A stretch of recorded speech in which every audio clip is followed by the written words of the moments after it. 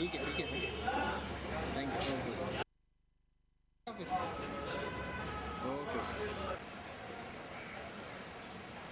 اس کے بعد دولہا کے ساتھ بھی لیے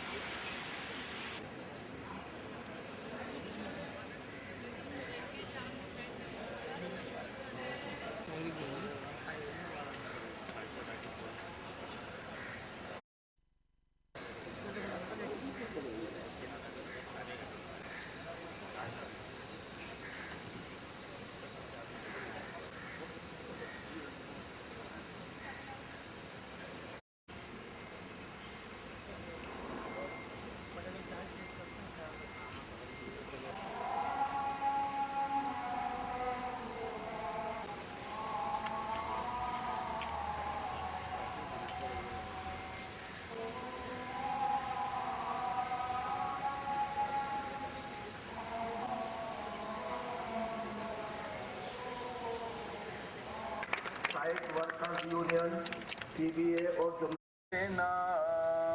صلی علی محمد کوئی انتظام ہو جائے. عبدالرؤف صدیقی منسٹر سندھ صنعت و تجارت.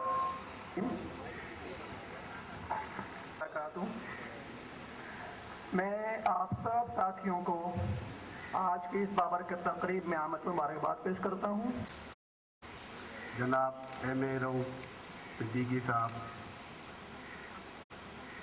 Honourable minister.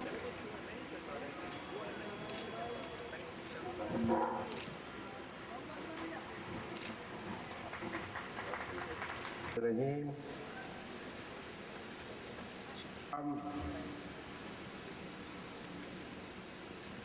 سیکٹری انڈسٹری، اگر خراب ہو تو پھر دیکھ لینا لیکن بلا وجہ نہیں کرنا. آواز صحیح آ رہی ہے؟ تمہیں اچھی لگ رہی ہے؟ بس ٹھیک ہے، پھر اب آدمی لگا. کھوکر صاحب، فاروق صاحب،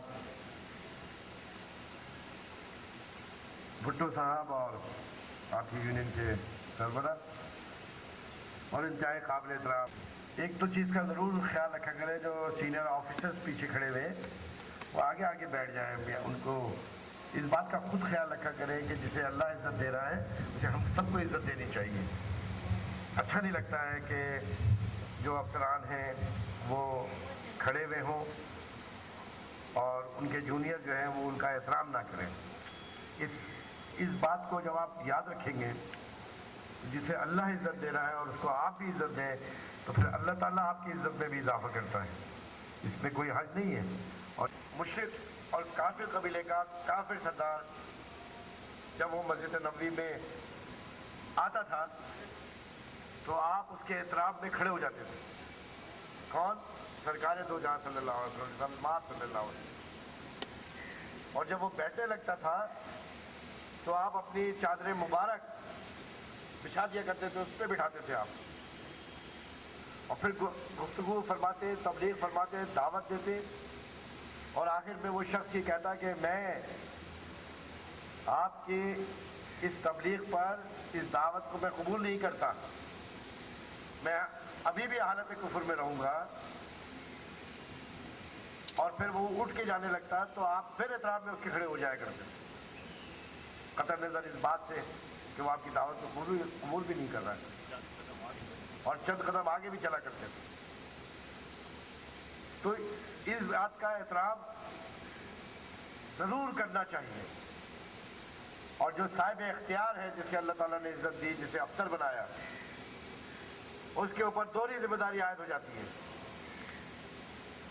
کہ اس احترام کا وہ جواب دے اور اپنے اندر انکساری پیدا کرے. یاد رکھیے کہ ایک بیوقوف انسان، اس روئے زمین کا سب سے بیوقوف انسان وہ ہوتا ہے जो अपने सर को उठाकर अपने एहतराम को ख़त्म कर देता है, अपने कद को छोटा कर देता है। और सबसे अक्लमंद इंसान ये होता है जो इंकिसारी में अपने सर को झुकाकर अपने कद को बड़ा कर लेता है।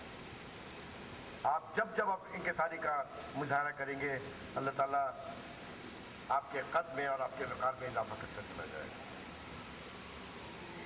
इस बात का हमेशा आप सब हजरात, तमाम स्टाफ एहतराम करें। ये आपके डिपार्टमेंट में भी और इस डिपार्टमेंट से बाहर इस बात का एहतमाल कीजिए कि इंकिसारी किसी सूरत में ख़त्म नहीं होनी चाहिए। आप जैसे चंद बातें ज़मीर साहब ने भी आप लोगों से कही, सेक्रेटरी साहब ने भी जो कहा उस पर अमल कीजिए, काम को आगे बढ़ाइए। आप में जितने अफराद हैं अगर हकीकतन और वाक़तन अपने डिपार्टमेंट के लिए काम करें और उतनी देर काम करें जितनी देर की तनख्वाह आपको मिलती है,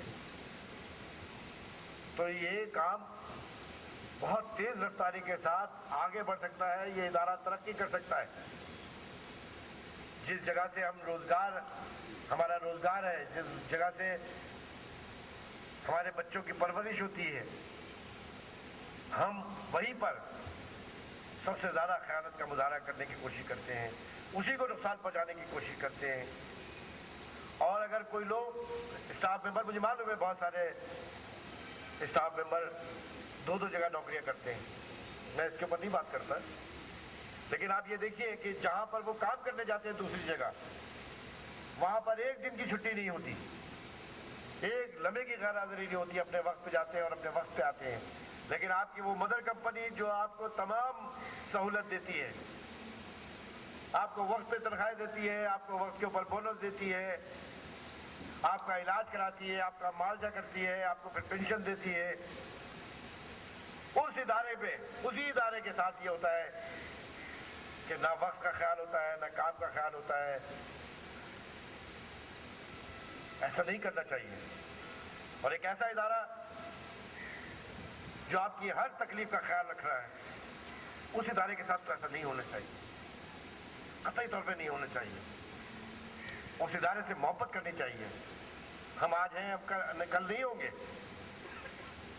लेकिन आपको तो ये इदारे को चलाना है। इस इदारे को मजबूत करना है, इसके नामसाद हालात को, इस उतार चढ़ाव को फेस करना है। लेकिन ऐसा होता है कि अगर स्टाफ मेंबरान, तमाम स्टाफ, जो पियोन है वो अपनी ड्यूटी करे, जो स्वीपर है वो अपनी ड्यूटी करे, जो इंजीनियर है वो अपनी ड्यूटी करे, जो डायरेक्टर्स हैं वो अपनी ड्यूटी करें, और जब ये काम इस अच्छे तरीके से होता चला जाएगा तो फिर कोई प्रॉब्लम नहीं होगी, और तरक्की करेगा, और तरक्की, और जैसे जैसे ये इदारा तरक्की करता जाएगा फिर कोई आएगा वो फिर आपको और इनाम इकराम देता चला जाएगा। लेकिन उसके लिए मेहनत करने की ज़रूरत है, काम करने की ज़रूरत है। काहली, सुस्ती ये तरक्की थोड़ी करने देती है। लेकिन बहरहाल आज ये हज की कुरानदाजी है, हर बरस ये कुरानदाजी हो रही है, और जिसका नाम निकल आता है एक दफ़ा में, फिर वो नाम दोबारा इसमें दाखिल नहीं होता।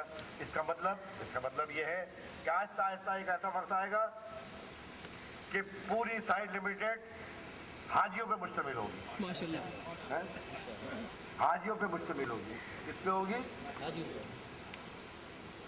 और मैंने कारी अल्लाह जैसे उलमाए कराम के ख़त्मों में बैठ के जो कुछ सीखा दीन के बारे में, उसमें ये भी है कि जब आप हज करने जाते हैं और जब आप हज कर लेते हैं, उसके बाद आपके गुनाह माफ़ कर दिए जाते हैं और आप बिल्कुल ऐसे हो जाते हैं। मुनव्वर साहब आए, इनको बिठाओ। तो आप ऐसे हो जाते हैं जैसे माँ के पेट से पैदा बच्चा, आप पाक साफ हो जाते हैं।